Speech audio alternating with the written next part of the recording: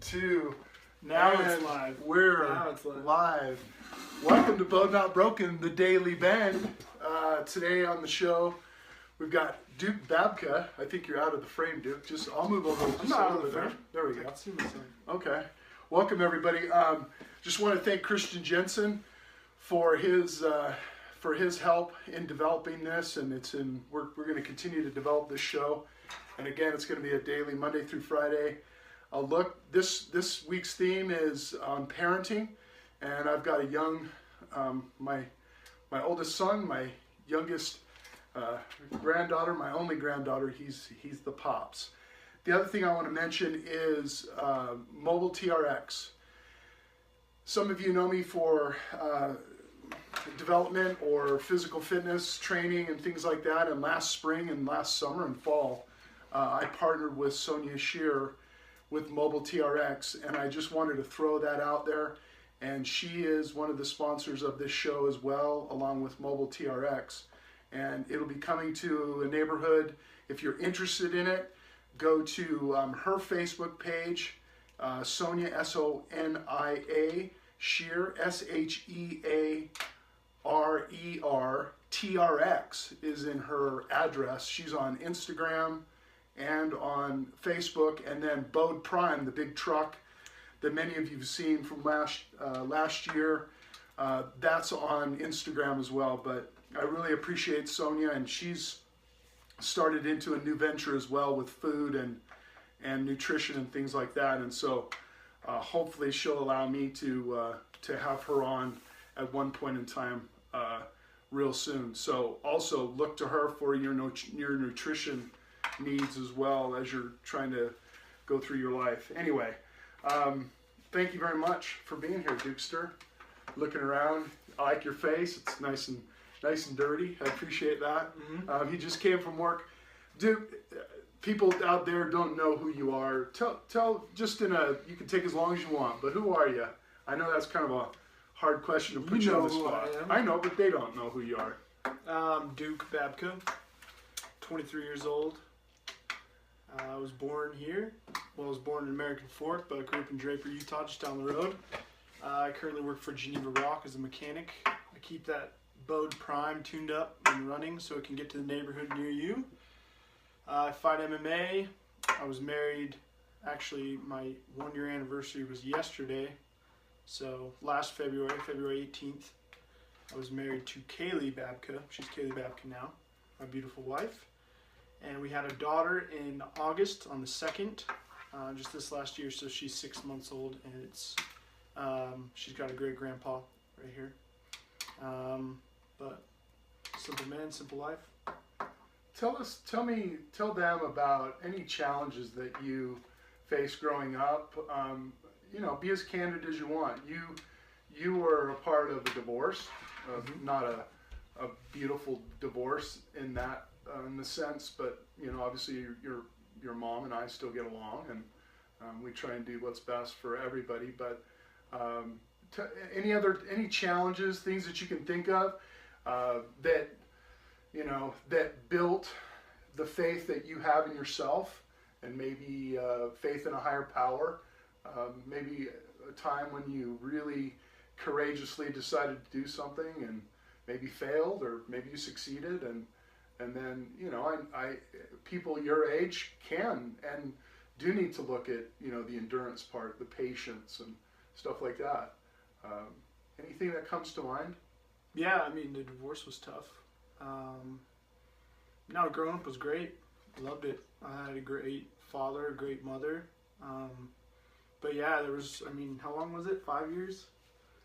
The divorce was like 5 years long? Well, it started things got rocky for a long time. Right. And kind of I wasn't just the glue, but all my brothers and sisters, and kind of trying to keep the whole dynamic together was difficult. There wasn't a day that went by that I was trying to fix things. I guess the biggest thing that I got out of it is control is an illusion completely. From if you're trying to control someone, you can't control them. There's a good story from a book my mom actually gave to me about a woman hiking and her dog running off, who had never left her side. She went running off, and she was extremely scared, worried, but then realized and came to kind of somewhat of a revelation that a dog's going to be a dog, and that we can't control people in the way they want to act, the way they want to be. As much as I wanted this perfect little family like it was when I was growing up, and I had this father who was like Superman, and this mother who was an absolute, just goddess to me, and all my little brothers and sisters just followed in my footsteps, and life was great. And there's absolutely nothing wrong, but I think if that continued, it would have gotten a little boring and a little bit of, I don't know. That's just how life turns out. But I think the biggest thing that I got out of all of it was that I was trying to build this family back to the way it was, and that control and that influence that you try and have on other people, just there's no point, because if that were to work, nobody would get anything out of anything.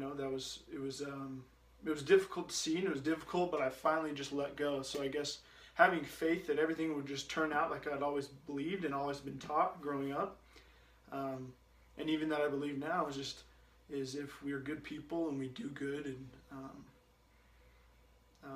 it's always going to come back to us that things will end up working out right, which they have. My life's great, my family's happy. That's cool. That's the first time I've heard that. Yeah. What kept you sane? What kept you, going through a divorce and things like that? Was there anything that really significantly? Was it athletics? Was it, friends? Was it that faith that you had, that things, not that I'm questioning that, but was there anything that really kind of kept you on the path, that everything would work out for you? It may not work out for your mom and dad, but it work out for you. Well, I think it's I couldn't really say that I was, faithful. I guess that's faith in and of itself, is not, the whole seeing without the light and things like that. I guess I was faithful, but not in necessarily an idea and a value. I've never been one to really put all my efforts and my ideas into... Sorry, just scoot over just a little bit. You don't have to do it too far. I don't want you out of the frame. Good, thank you. Yeah. Go ahead. I've never been one to really put... I believe in a higher power, yes. I believe in... Well, you were, this little tidbit. You were very faithful in the LDS religion. Mm-hmm. You were like the world seminary president and all of that. And you went away... You did all the right things, I think, mm-hmm. and you went away on a mission, and you were on a mission for 9 months, right? Mm-hmm. And then you decided that wasn't for you anymore, and you came home. Mm-hmm. And so, I don't think there's any doubt that you had faith in a higher power. I just think that what do you think of that, and where you are now? Where am I now with like faith and all that? Yeah. I don't know. I have life's a lot easier, and I'm a lot less stressed than I was when I was in the church. I've found that I put all my effort in what's in front of me and what I can see and what I can do, and I just right. The ideas of they're great values that are taught, and it's my whole childhood, so I can't just disregard all of it, but. I think the biggest thing that I do now that I didn't do before when I was a faithful member of the church that I do now is I believe in myself. I have a lot more power. I put all my faith and my power and my ideas I all put towards myself, and all the ideas. It's not to say that if you pray that it's lost, and then, all those things. But a friend of mine made a comment the other day on one of the posts that came out, or at least I think it was our Tuesday segment with Chris. Mm-hmm. Brian, his name's Brian, and he's in his 60s and looks like a stud. He's like, he looks like he's in his 40s. But he made a comment just like you did. Yeah, there is God, but the faith in yourself, and that's really one of the tenets of BEAU'D Not Broken, is having faith in yourself to go through the trials and tribulations of life, and balancing all faith and courage and endurance through life. So I'm kind of, in a way, I'm pleased that that's, the belief in yourself that you can do something and make it happen, irregardless of whether you believe in Mormonism or you believe in the true Jewish faith, or whatever. If you're a yogi, spirituality, things like that. Tell everybody about your MMA experience, because I don't think it's over. I don't think your MMA, maybe it is, I don't know, but how some of what you learned from your MMA experience. You've taken about a year off. What did you learn from that, and are you going to go back in the ring at one point? Yeah, it was kind of just, I got back from Texas, my mission for 9 months, and was super overweight, so I wanted to lose weight, one, and then also, I also loved MMA, loved watching it. I wrestled in high school, and it's kind of the next step, I guess, but always enjoyed fighting, things like that, and so I jumped in a gym, and yeah, enjoyed it, really loved it, picked it all up, found out I was pretty natural at it, but I had 4 fights, and they were great experience, and I enjoyed it, but I didn't do it right as far as weight cuts. I mean, you know this, but I didn't. So your preparation? My preparation for fights, mentally, physically, in every way, were just kind of skewed. My motive, my purpose for fighting, was just kind of like, oh yeah, I guess I'll do it. So when the times got tough, with the motive and the purpose, I think that's a huge thing that maybe I should touch on today on life. If I'm gonna share anything with anybody, is that for me, everything has to have a purpose. Everything has to have a motive, a reason. I can't just do things on a whim, and maybe that's the reason I'm not a part of a church anymore. Is because there has to be a flat purpose right in front of my face. This is why I'm doing this, and this is why I'm going to put all my effort towards it. And with MMA, when the time got tough, when I was cutting that last few pounds, when I was I don't want to when I'm trying to cut weight by eating right, it was like I don't really care, because I'm just doing this for the hell of it. You know what I mean? So I wasn't doing really for the right reasons. We found out my wife was pregnant, and so that obviously took a lot of time. I was wildland firefighting over the summer, which that takes your whole summer. Talk about a kick-A job, man. That's quite a... Yeah, it was cool. Tell us a little bit about that. Yeah, it was cool. I wasn't as in shape as I'd like to be with that either. There was a lot of hiking, a lot of crazy stuff. I didn't prepare myself as well as I could have. I mean, and typically every rookie does, except for the really good firefighters. But it was a cool experience, just camping, rough. You feel like you never sleep. You're working all day long. And you work for Unified Fire Authority. Yeah, Unified Fire. We'll put a plug in there for the good old Unified Fire Authority and their chief, Michael Jensen. Yeah, they kick ass. They kick ass. So it was an amazing experience, but and I would have loved to do it when I was younger. I mean, I'm 23, so I'm not that old, but if I had known about that you could even do that before, I would have done it. So I can't do it now. You can do it if you want, I think. There were some old dudes over there. Some old dudes. Yeah, there's some old dudes. So I know we're jumping around, but not going to do wildfire. No, I don't want to be away from the girls. Girls anymore. How about the MMA thing? Yeah, I'll definitely be back. I'm just started this new job, so I'm getting used to that shift. And maybe tell a big success in your life for the last week or two has been this job, right? Yeah, for sure. Huge success. You've always wanted to be a fill in the Mechanic, blank, yeah, a diesel mechanic, and just a mechanic, anything really. Right. I mean, I feel like I haven't worked for a week. It's an awesome job. So that's good. That's what we all wish we could have, I think.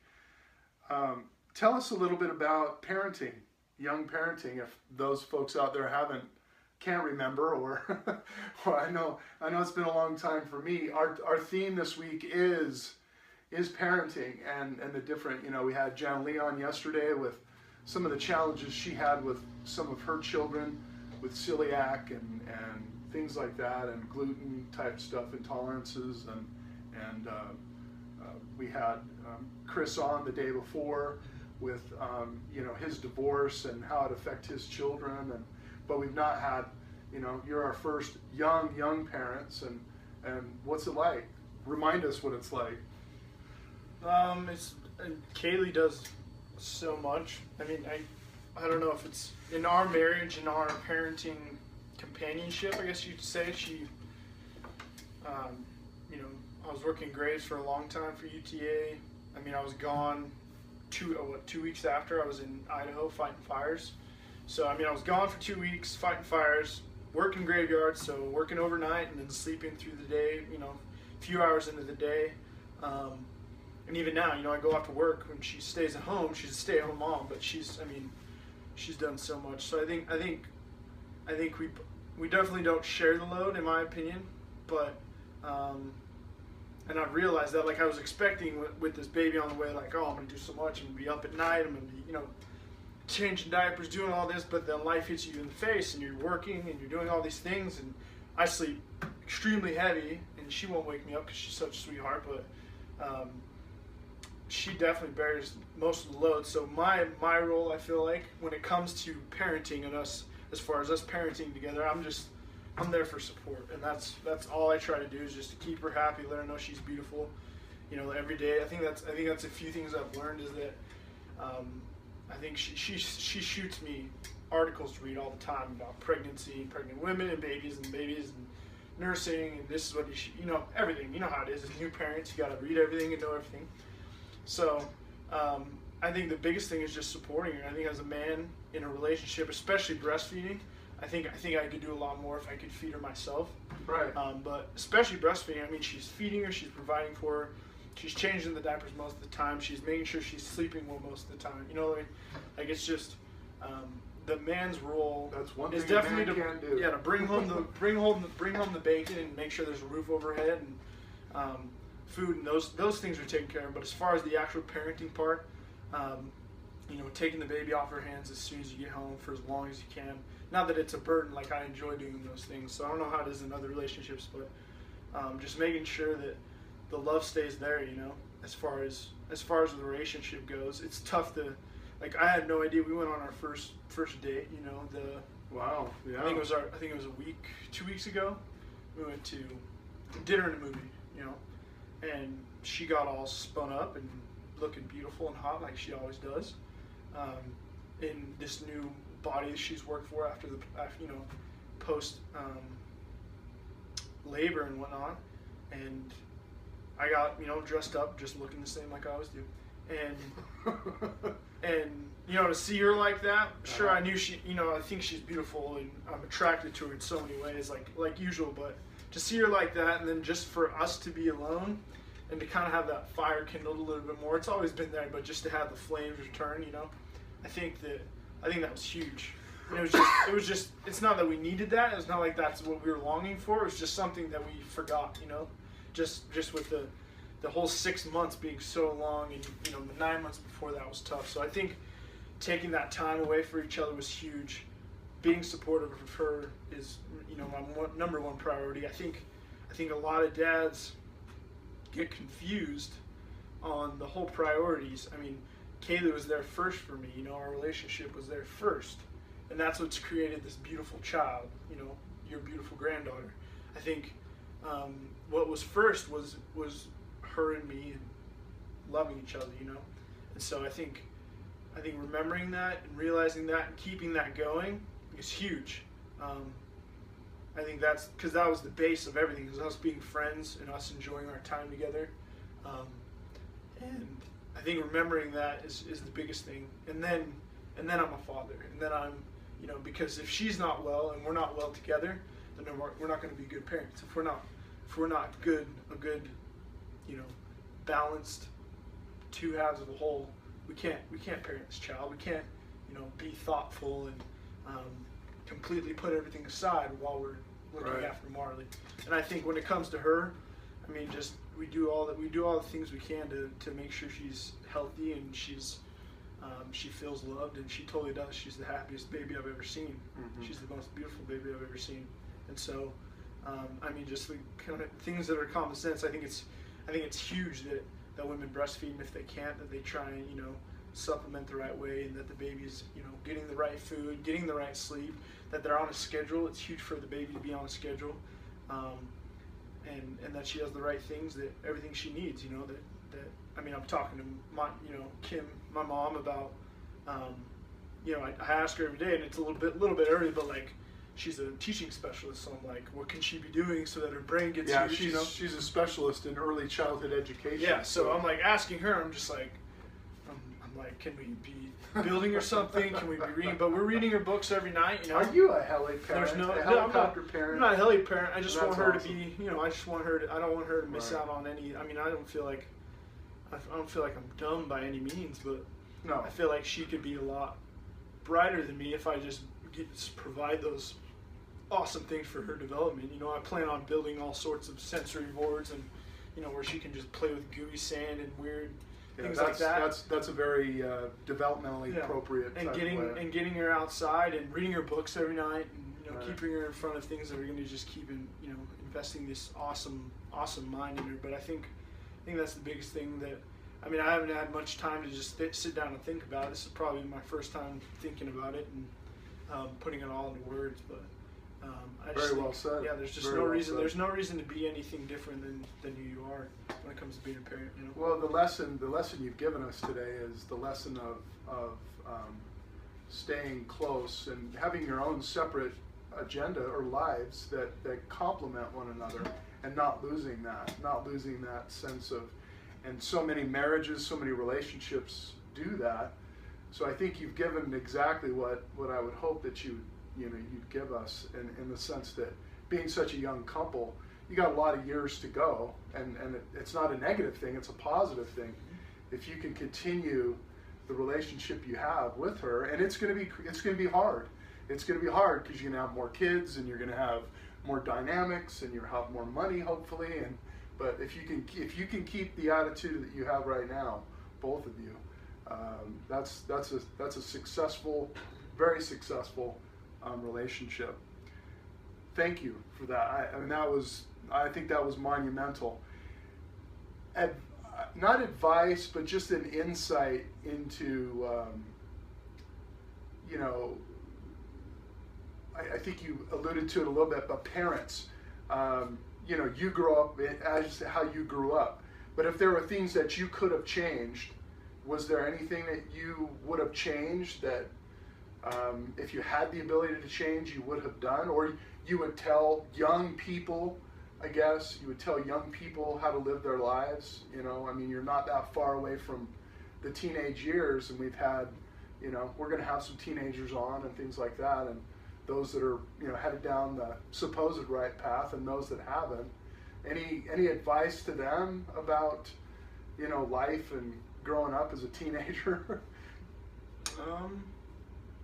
Definitely just I think it's part of the teenage spirit to be somewhat reckless and out of control, and not in the ways of like driving and personal. I don't know. I don't want to be taken the wrong way, but I guess the greatest moments of my life was when, or of growing up, and when I was growing up the most was when I had those raw,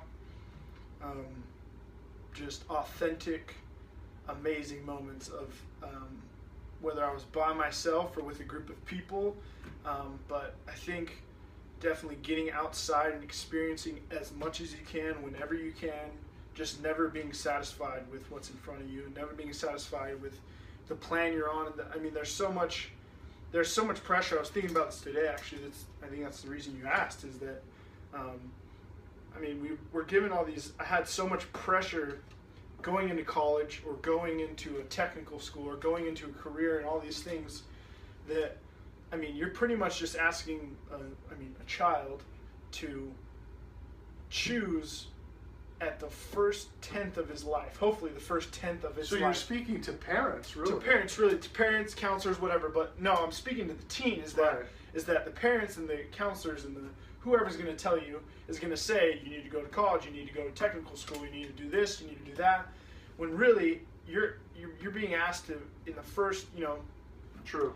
The very short beginning of your life, very short beginning of your life, you're being asked to choose your passion and what you're going to be doing for the majority of your awake life, adulthood, you're being told to choose what that single thing is, what that Right. passion is, what that. And this that world, thing is. that's not really fair It's because not it fair at all. changes so quickly. It doesn't make sense for me to, as an 18, as a 17, 16-year-old to be like, that's what I'm going to do, and I'm stuck, and I'm doing this for the rest of my life. There might be some that do. There might be some that do, and Right. it works out, and it's great, and they're happy, and they're in love with their life for the rest of their life, and that's great. And I'm glad they found that. But I think I got really caught up in worrying about all these things, like what am I going to do later on, rather than just completely losing myself in moments of being up in the mountains, caught in a stream, or hanging out with my friends, running down the street for no apparent reason.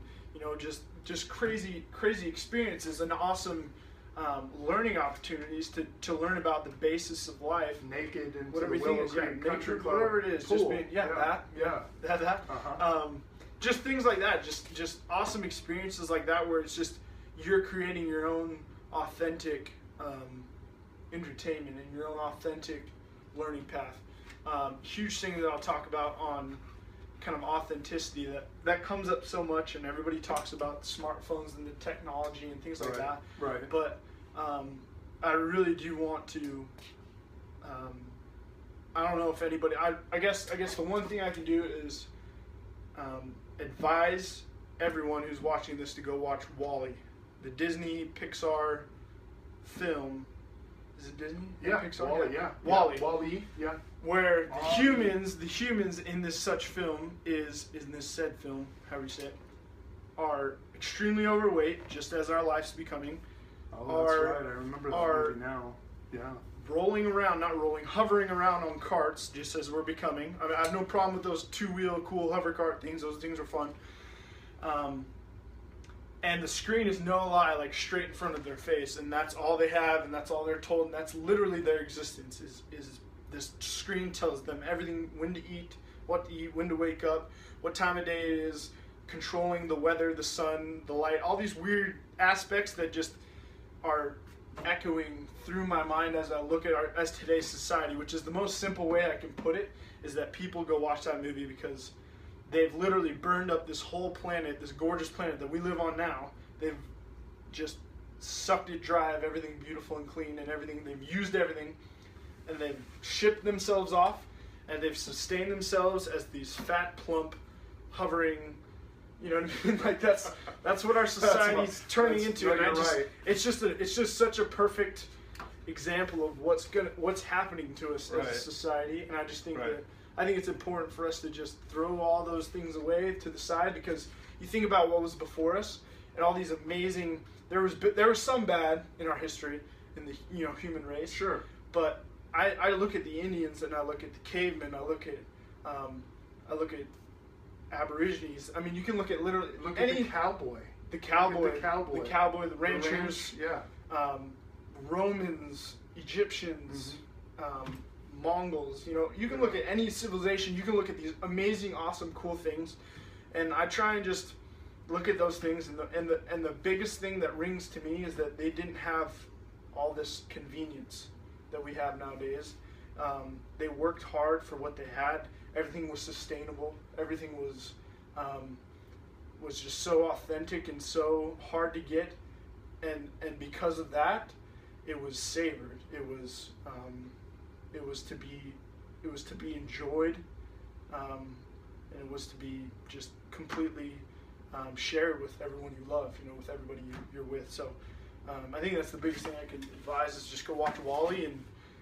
Just sit down and kind of ponder on your own life. And I kind of got a few scares the last little while on technology and how it's consuming my life. And there's just a few more things that I should change and do.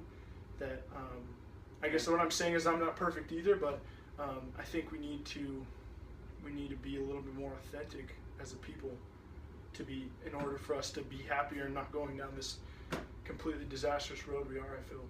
Thank you. I don't know who made out better in this, me or everybody else. I hope you'll watch this. I hope you'll show this to some of your family or friends. It'll be online. I have been I've been educated. I didn't realize I always loved my son, but I've never really had a conversation and live in front of everybody else about his philosophy of life.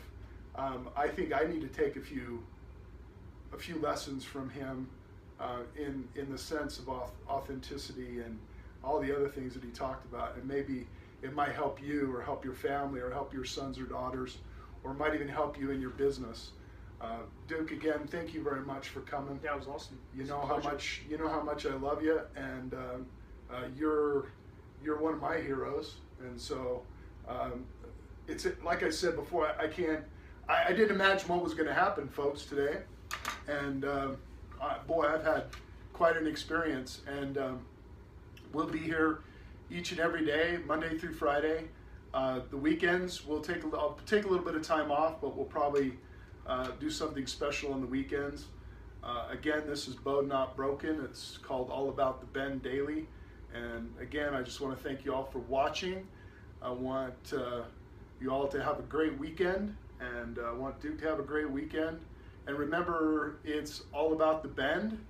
And remember that if you're looking for some type of motivation, whether it be physical or mental, emotional, or, I'm not a clinical psychologist, but I do consider myself a wise fool or a sage. But if you're looking for something along that line, please let me know, or call me and let me know if you're looking for a great fit for whatever. Like I talked about Sonia Shear earlier with nutrition and her physical fitness, her personal training. I guess my point is find somebody you click with to help motivate you if that's what you're looking for. Other than that, hopefully this show and the things that we talk about and I talk about will move you to maybe make changes in your life, and that's what this is all about, is to help you and help motivate you. So anyway, thank you very much.